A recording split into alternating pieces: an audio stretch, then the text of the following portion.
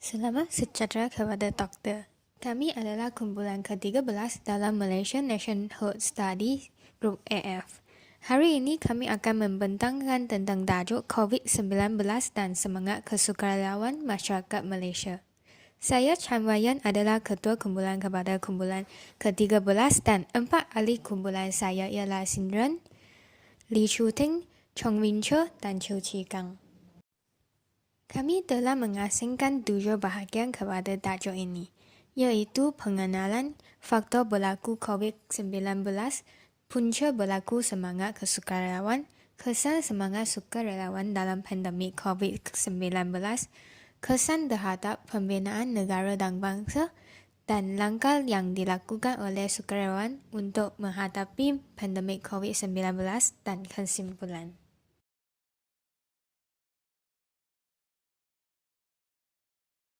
Definisi COVID-19 adalah COVID-19 merupakan sejenis daripada coronavirus, yaitu COV. COV merupakan sejenis virus yang akan menyebabkan jangkitan saluran pernafasan. Beberapa jenis coronavirus telah diperkenalkan kepada dunia, seperti Severe Acute Respiratory Syndrome Coronavirus ataupun SARS dikelar ramai, dan Middle East Respiratory Syndrome Related Coronavirus ataupun MERCOV. Coronavirus terbaru yang ditemui di China adalah coronavirus 2019, yaitu COVID-19. Kes COVID-19 paling awal ditemui di Wuhan, China pada 17 November 2019. Selepas kes pertama ditemui, virus tersebut menyebar dengan cepat dan luas. Beberapa minggu kemudian kes pertama tersebut, bandar Wuhan didapati beratus-ratus kes COVID-19 berlaku. Kerajaan China dikritik secara meluas atas usaha untuk menutup wabah pada minggu-minggu awal, termasuk tindakan keras terhadap para doktor yang berusaha memberi amaran kepada rakan sekerja tentang virus baru seperti SARS yang muncul di kota Wuhan di Provinsi Hubei. Mengikut berita yang disebarkan, seorang yang berumur 55 tahun dari wilayah Hubei mungkin merupakan orang pertama yang menjangkiti COVID-19. Kira-kira 1 bulan selepas tarikh pertama kes tersebut, terdapat 1 hingga 5 kes baru dilaporkan setiap hari. Pada 20 Disember 2019, terdapat 60 kes yang dapat disahkan.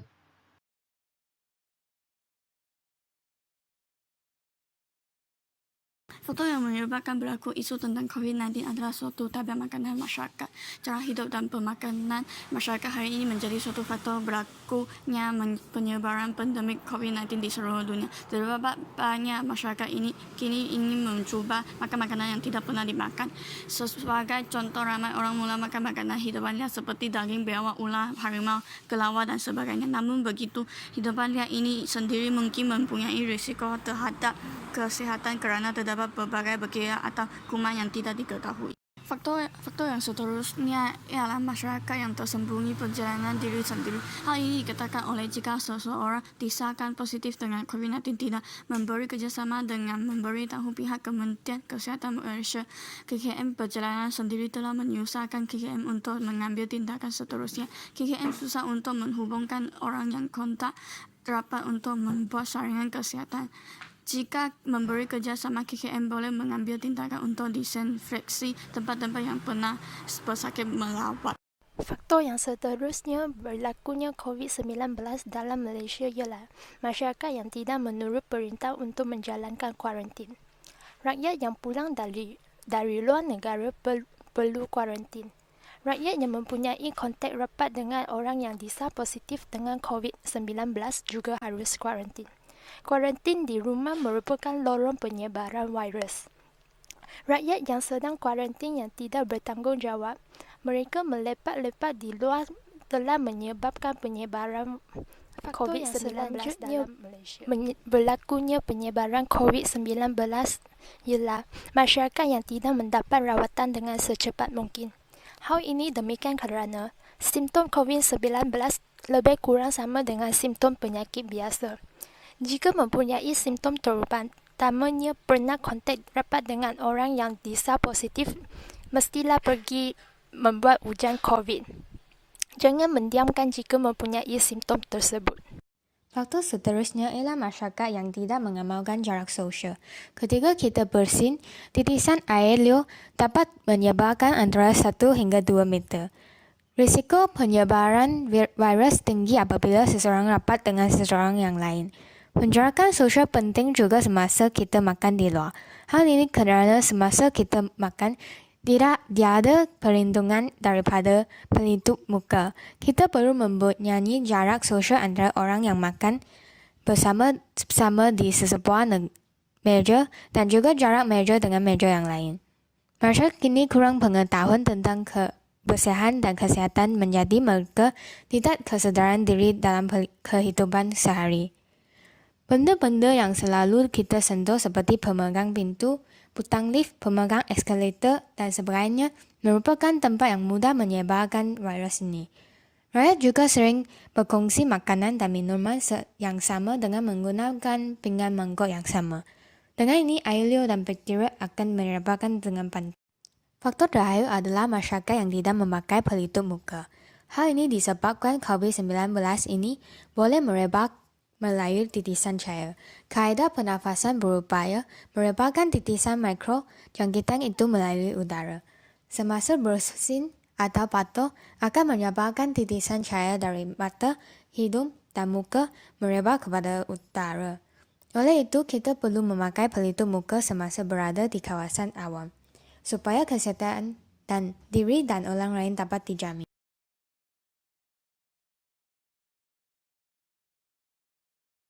Punca utama ialah kekurangan kaki tangan dalam barisan had lebat. Hal ini demikian kerana peningkatan kes menyebabkan kaki tangan perubatan tidak mencukupi. Kaki tangan perubatan tidak mempunyai masa untuk berehat dan bekerja dengan masa yang amat panjang, menyebabkan mereka mudah jatuh sakit. Jadi, penglibatan sukarela daripada institusi swasta dapat mengurangkan beban mereka. Punca yang seterusnya ialah orang ramai ingin melawan COVID-19 bersama-sama. COVID-19 telah banyak membawa impak yang sangat serius terhadap kesihatan masyarakat, ekonomi negara dan sebagainya. COVID merupakan sejenis virus yang mengancamkan sistem pernafasan seseorang. Virus ini juga telah merampas banyak nyawa di seluruh dunia. Jadi, dengan impak yang dibawa oleh virus ini, telah menyedarkan orang ramai berganting bahu untuk melawan bersama-sama. Punca yang selanjutnya ialah orang ramai ingin menolong lebih banyak orang. Mereka menikmati proses semasa membantu orang. Mereka berasa gembira dan bangga selepas menolong seseorang yang memerlukan pertolongan. Sebahagian oleh mereka menolong dengan menderma barangan keperluan seperti beras, minyak dan sebagainya. Manakala sebahagian membantu dengan menjaga ketenteraman seperti memeriksa suhu, mengawal peraturan di sesuatu tempat.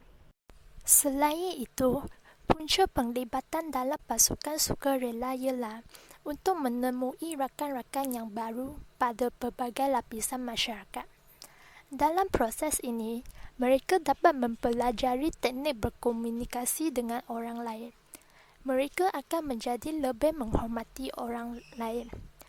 Dengan ini, mereka juga boleh bertukar-tukar pendapatan dan pengalaman. Punca seterusnya berlakunya semangat kesukarelawan adalah untuk mengisi masa lapang.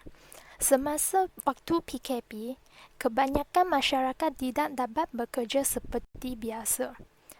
Mereka mempunyai banyak masa berada dalam rumah. Mereka tidak mahu membazirkan masa mereka. Jadi, mereka membuat tindakan untuk menyertai aktiviti kesukarelawan untuk mengisikan masa mereka dengan bermanfaat. Punca yang akhirnya ialah menambahkan pengetahuan dan pengalaman.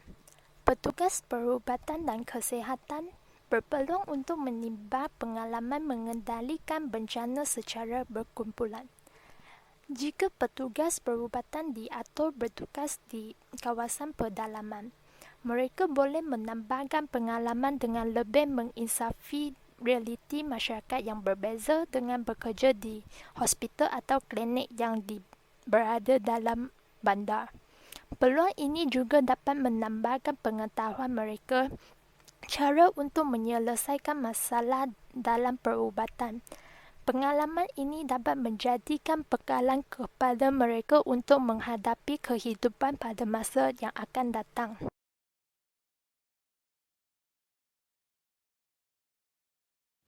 Walaupun penularan wabak COVID ini memberi impak yang negatif kepada semua orang, tetapi ia juga dapat menunjukkan kepentingan semangat sukarelawan masyarakat Malaysia.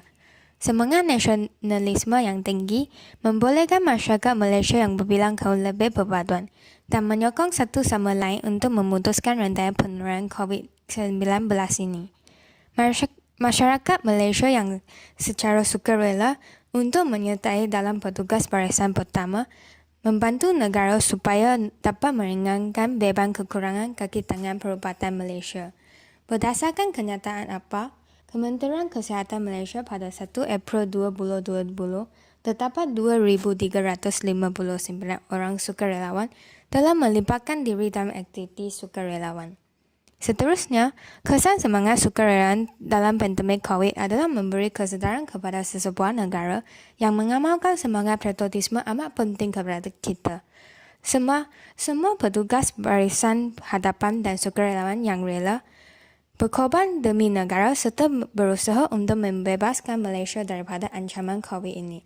Terdapat banyak doktor dan jururawat yang bekerja di klinik, pelajar dan masyarakat yang terdiri daripada berbagai lapisan sanggup menjadi sukarelawan untuk membantu usaha memerangi pandemik COVID ini.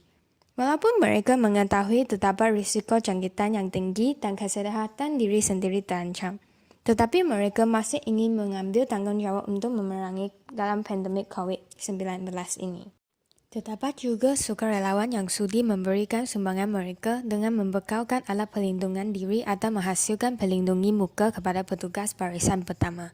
Sebagai contoh, Jabatan Perpaduan Negara dan Integrasi Nasional Terengganu dan sukarelawan telah menghasilkan 3,254 peralatan pelindungan diri untuk memberi bantuan kepada petugas barisan pertama. Kebanyakan rakyat Malaysia juga secara sukarela membantu dengan membuat pelindung muka atau menaja bahan yang diperlukan kepada hospital. Ini merupakan semangat sukarelawan yang didapati daripada norma baru ini. Selain sukarelawan yang bertugas di barisan pertama, Jabatan Sukarelawan Malaysia juga memberi bantuan bersama banyak agensi penguatkuasa lain untuk melaksanakan perintah kawalan pergerakan. Anggota rela tersebut mempunyai latar belakang kerjaya yang berbeza. Mereka sudi berkorban masa dan membahayakan diri dengan risiko jangkitan COVID-19, meskipun mereka diberi cuti oleh majikan dalam kerjaya masing-masing. Semangat sukarelawan mereka membolehkan kita melihat dedikasi tidak mementingkan diri sendiri dan semangat patriotisme mereka.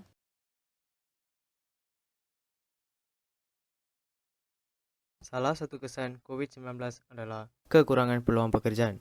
Hal ini dikatakan demikian kerana kemunculan COVID-19 menyebabkan pekerja tempatan dan pekerja asing melepaskan pekerjaan. Dengan ini, kekurangan keuntungan terpaksa memecat pekerja. Dan juga sebahagian firma bertindak untuk menamatkan perniagaan. Oleh itu, kesan ini menyebabkan kebanyakan pekerja melepaskan pekerjaan. Seterusnya, operasi syarikat terpaksa ditangguhkan jika pekerja disahkan positif. Hal ini kerana virus mudah tersebar terutamanya dalam kawasan tertutup. Contohnya, asrama Top Glove mempunyai asrama persekitaran sempit dan kebersihan tidak dijaga menjadi punca COVID-19 merebak. Oleh itu, semua pekerja terpaksa membuat ujian COVID-19 sehingga syarikat tidak dapat beroperasi seperti biasa. Kemerosotan ekonomi juga merupakan salah satu kesan COVID-19 terhadap pembinaan negara dan bangsa. Hal ini kerana kesan langsung kepada perniagaan domestik seperti industri makanan dan minuman, pembinaan dan pembuatan, pelancongan serta pertanian, pembinaan dan perkhidmatan. Dalam hal ini, industri pelancongan menyumbangkan seramai 10% terhadap pendapatan negara. Dengan ini, kekurangan pelancong ke negara Malaysia menyebabkan pendapatan negara berkurang. Di samping itu, projek pembinaan ditangguhkan. Masalah kekurangan kewangan menyebabkan kerajaan menangguhkan projek-projek pembinaan yang sedang diproses. Dalam hal ini, kekurangan tenaga pekerjaan dan bahan pembinaan dari luar negara. Selain daripada kesan negatif, terdapat juga kesan positif yang dibawa oleh COVID-19, antaranya kesukarelawan masyarakat. Hal ini dikatakan demikian kerana rakyat yang baik hati sudi menderma barang-barang keperluan kepada orang lain tanpa mengira kaum, bangsa dan agama. Rakyat juga mengutip derma daripada orang ramai dan menderma kepada masyarakat yang memerlukan. Di samping itu, perubahan gaya hidup. Masyarakat dapat menjaga kesihatan dan kebersihan diri.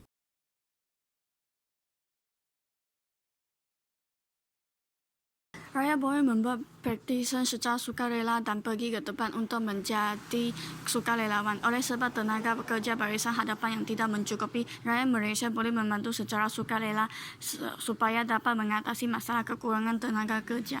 Inilah juga dapat meringankan beban kekitangan barisan hadapan kita yang sempurna anggota badan perlu menghulurkan bantuan sebagai anggota Malaysia. Jika kita mempunyai kemampuan, kita harus menyumbang ketika negara memerlukan kita. Sumbangan sukarelawan adalah salah satu langkah. Sukarelawan boleh menyumbang wang untuk menderma barang keperluan harian atau bekalan perubatan kepada orang yang memerlukan dan hospital. Rakyat dari berbagai lapisan masyarakat, terutamanya sektor pembuatan topeng dan bekalan perubatan, boleh memberi harga istimewa kepada kaki tangan perubatan atau sumbangkan beberapa barang yang diperlukan. Seterusnya, peningkatan terhadap kesedaran kesihatan dan kebersihan diri sendiri adalah salah satu langkah menyelesaikan masalah tersebut. Rakyat patutlah meningkatkan kesedaran kebersihan dan kesihatan masing-masing, terutamanya golongan orang tua. Rakyat perlu sentiasa mengingatkan golongan tua di rumah memperhatikan kebersihan semasa keluar. Hal ini kerana kuman ada di mana-mana.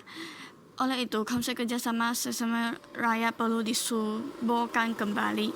Kesedaran kebersihan dan kesehatan diri seperti itu juga sejenis semangat kesukarelawan masyarakat Malaysia. Kesedaran sivik terhadap kebersihan dan kesehatan perlu diterapkan. Masyarakat patutlah memberi kerjasama di atas memerangi wabak tersebut dengan meningkatkan kesedaran diri.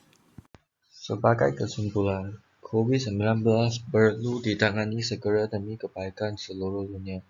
Masalah yang paling penting dan besar pada masa ini merupakan kesihatan rakyat. Sesebuah negara yang maju memerlukan rakyat yang sehat dan bersatu padu dalam kehidupan harian. Kesihatan rakyat yang terjejas atau terancam akan mengakibatkan operasi seharian sesebuah negara menghadapi masalah, lalu menyebabkan berlakunya masalah dalam sosial, politik, dan ekonomi. Demi melawan pandemik ini, semangat sukarelawan dalam kalangan masyarakat Malaysia memainkan peranan yang amat penting. Segala usaha haruslah diberikan untuk mengawal penyakit dan masa untuk bertindak adalah sekarang. Slogan "Kita Jaga Kita" haruslah diingat pada bila-bila masa untuk mengatasi cabaran tersebut.